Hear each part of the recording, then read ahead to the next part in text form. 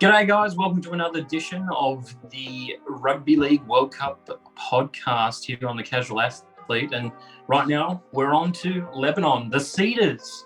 Mate, I think they've picked a pretty strong team, Longy. What do you think? This team is stacked with guys who've got something to prove. Look, that's all I'm going to say. Let's jump right into the team list because I want to start talking about some of these guys. I think they're a bit of a dark horse in this World Cup. So, I mean, if we look at this team straight away, you can see a bit of NRL talent. You look at the important positions. So number 6, Adam Dewey. Number 7, Mitchell Moses. I'm going to start in the halves here and just go into Mitchell Moses first. Look, big Parramatta fan here. So obviously I'm burning a bit after that grand final. I think he's going to be too. And I think he's going to see this as a chance to let off some of that steam and show that he's one of the best 7s in the game. What do you reckon?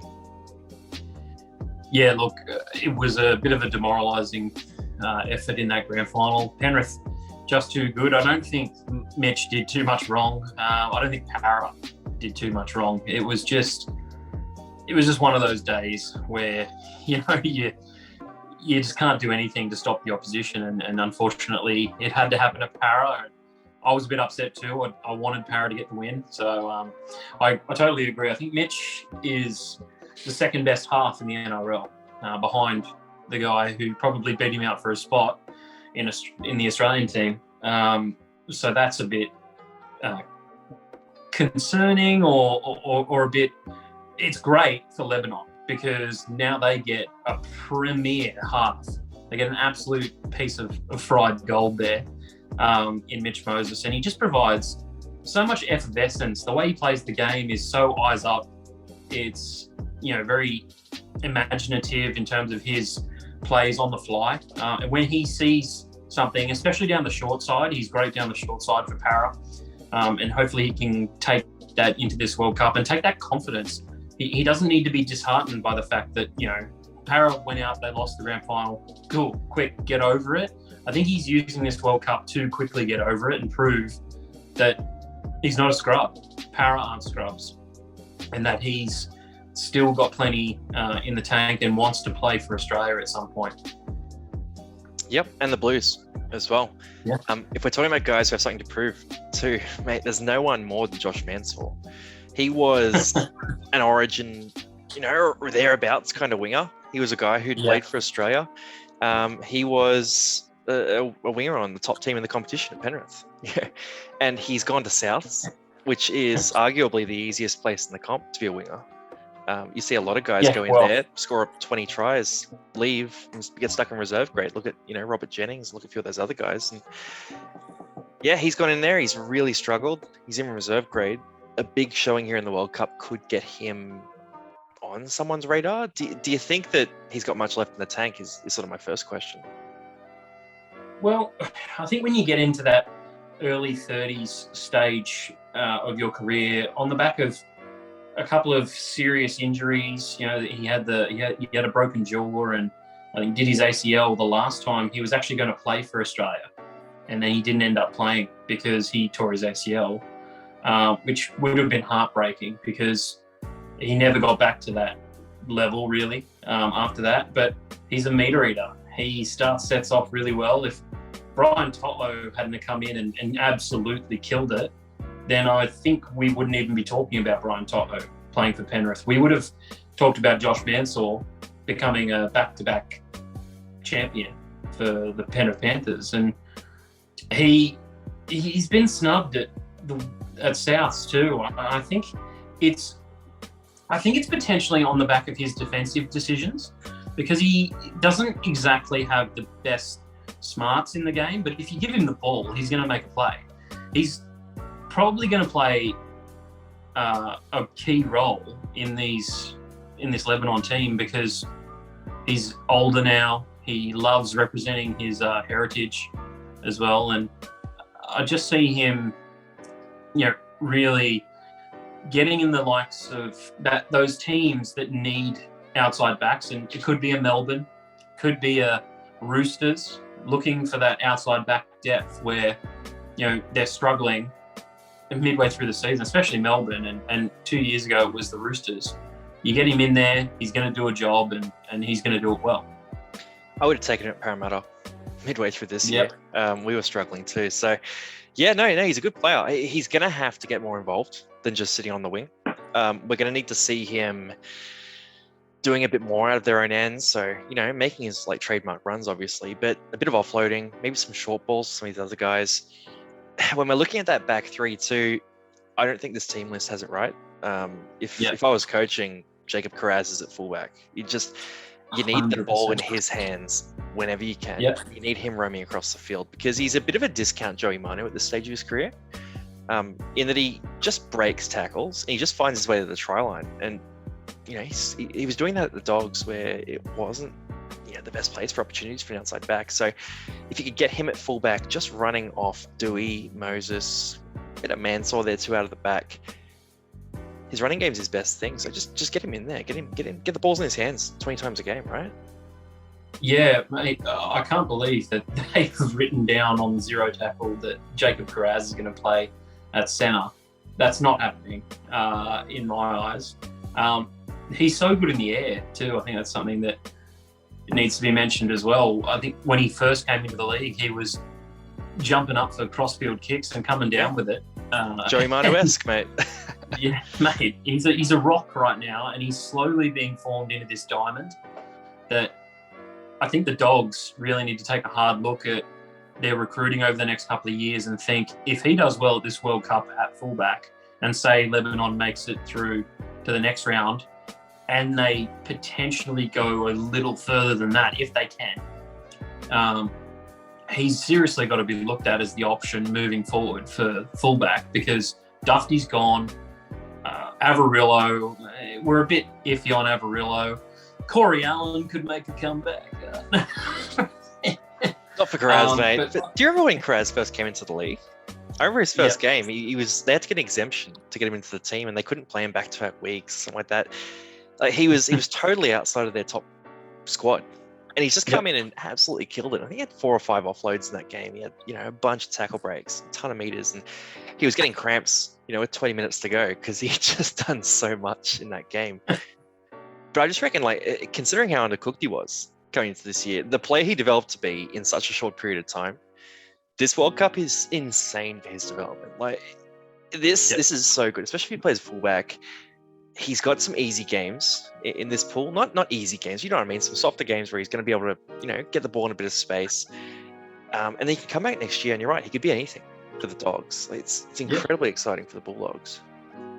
Yeah, man. I think my mother always said, don't get in the way of a man when he's hungry. So, for me, that's what he has. He's got that desire to play at the highest level and be the best he can be every single week. And as you said, he gave it his all so much that he was cooked by the 60th minute. But he'd already proven himself in my eyes to be able to go out there, play for a team that hadn't won a game at that point. The Dogs, they were absolutely struggling, and to be that that spark plug to come from such a young guy, they needed something like that, and they needed someone to drag them over the line. I believe he provided that, and that allowed Burton and those other guys to say, well, far out, if the young bloke's doing that, I better pull my socks up and do something about it. So yeah, he really showed, I think, the Dogs the way that they should be playing at this point in time, and they should be ecstatic that he is now getting this opportunity to further his development at an outside competition to the NRL. Oh yeah, the other guy I'm pumped about here too is Adam Dewey. So tough time for him. He's sort of been around centre, moved to 6, shifted around. He's had some injuries. He's been in a team that's not doing the best. He had some amazing games for the Tigers down the stretch, and he had some absolute shockers. But that's a result of how hard he tries. So I'm not holding that against him so much. I think this is the best 7 he's ever played with.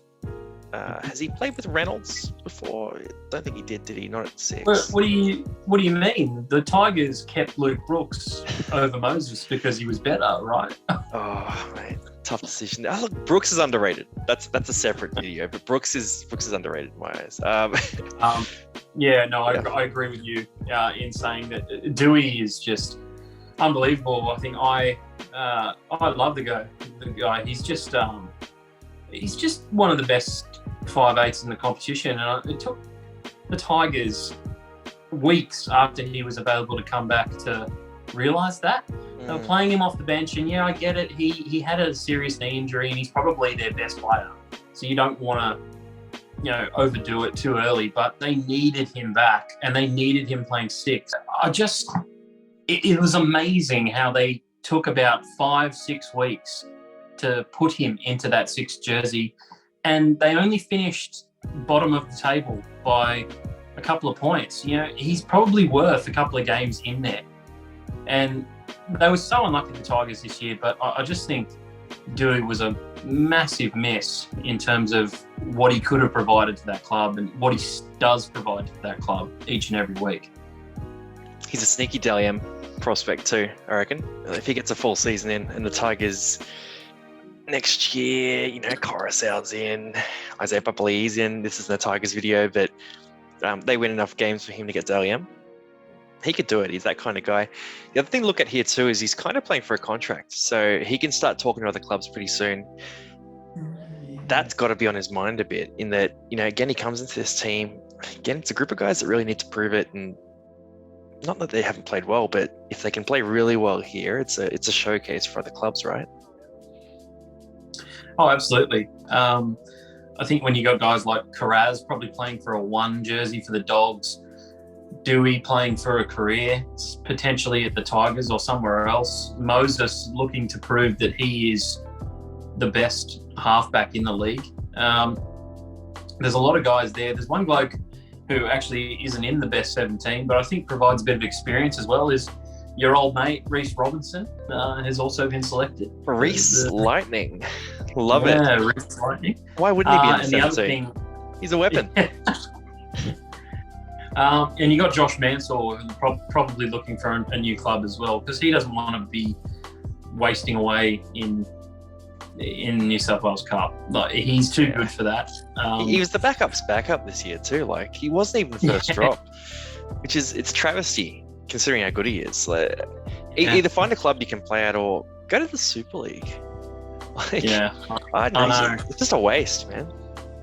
I just think, though, with the Rabbitohs, why wouldn't you put him in? I mean, you got Tonne Milne taking people's heads off, and then you got Jackson Paulo dropping everything that comes his way. It's just mind-blowing how they don't throw in a very experienced, finals-proven player. It makes me think that there's something else going on there, but that's only speculation. I'm not a journalist. Hey, on this team too, let's go into the predictions. So I covered this a little bit on the New Zealand prediction video. I reckon this team just comes in and kicks off to start this game. Now, historically, haven't stood a chance against the Kiwis. I think the last time they played them, they were 64-0. But it'll be a different story this time. My prediction is that Lebanon are leading at halftime of this game. I don't think they've got the defensive fortitude to hold the Kiwis out for the second half, but I think they come out on fire. I think Mitch, Dewey, I think Kiraz has a really big opening. I think a few of these other guys here just rock up, ready to play, feeling confident because of the leadership they have. They're going to come out firing. They're going to be leading at halftime. That's my pick, but I don't think they can beat the Kiwis. I do think they'll destroy Ireland and Jamaica. So I reckon 2-1 there. They'll go through the next round. Anyone's game from there. Yeah, I think their key is to make it further than they did last time, which is the quarterfinal stage. They'll be looking to push into that semis prediction. If they can make it there, that's a huge win for them. I think even making it to the quarterfinal stage is a huge win for them, but they're expected to this time. Not surprising if they do make it through there. Ireland and Jamaica just aren't at the level at this point in time with the class of the players that they've got. One thing I will say, that they're going to be well coached. The former Wallabies coach is their coach, Michael Checker. So he's got a lot of experience in coaching rugby union at a very high level. So we'll see how that translates to the World Cup. Unorthodox could be interesting. He could find some sort of exploitations that our guys aren't familiar with. Because no, that's a good point. The Kiwis, they're all NRL players, right? So they're all used to playing against NRL coaches. This could be different. I don't mind that. On the other competition there too, I think Ireland are a little sneaky. Look, we're going to go into Ireland and Jamaica in the next video. I think Ireland's got a bit of talent. Like they're a surprisingly good looking team there. Jamaica's a wild card too. But if you haven't caught the other videos, everyone, we've gone through Pool A, Pool B. We're now in Pool C. So Australia, Samoa, New Zealand, Fiji, everyone's been covered there. Even your France, Italy, these other nations too. Italy, who Miles predicted to beat Fiji. But yeah, check out all our videos. It's a full playlist. We've got predictions and previews for every team, and our picks on how they're going to go.